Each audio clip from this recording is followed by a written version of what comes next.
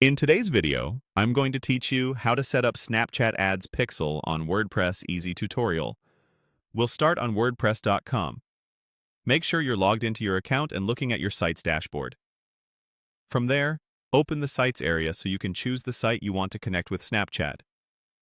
It's important you have admin access to this site and that WooCommerce is installed, since the Snapchat integration is built for WooCommerce stores. Next, go to Plugins. This is where you'll discover and add new functionality to your site. If you're on WordPress.com, note that plugin access may require a business or commerce plan. If you don't see plugins, double-check your plan or permissions before proceeding. In the plugin directory, use the search bar. First, click into the search field to activate it, then type your query. You're looking for the plugin that adds Snapchat's tracking and product sync, so search for Snapchat Ads Pixel, or simply Snapchat for WooCommerce. Among the results, find the option that says it integrates your WooCommerce store with Snapchat ads to track conversions and export products for advertising. That description tells you you're in the right place. Click into the listing to open the full plugin page. On the plugin page, select Snapchat for WooCommerce. Take a moment to review what it does.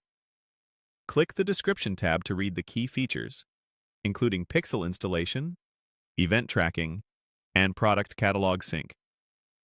This is helpful to understand exactly how your ad performance will be measured and how your products can appear in Snapchat ads. Then click the FAQs tab. Here you'll find answers about compatibility, requirements, and common troubleshooting tips. It's a good quick check to confirm your WooCommerce and WordPress versions are supported before you continue. When you're ready, click Get Started. This begins the WordPress.com setup flow tailored to this plugin. You'll be guided through connecting the plugin to the correct site. You may be prompted to select or confirm a domain. If you need a new domain, click Search Domains and follow the prompts. If you already have a domain you want to use, choose the option that says you already have a domain. This keeps your current address and simply continues the plugin setup for that site. On the domain input screen, confirm the domain you're using for your WooCommerce store. Double-check spelling to avoid configuration issues later, then click Continue. From here, WordPress will complete the initial plugin setup,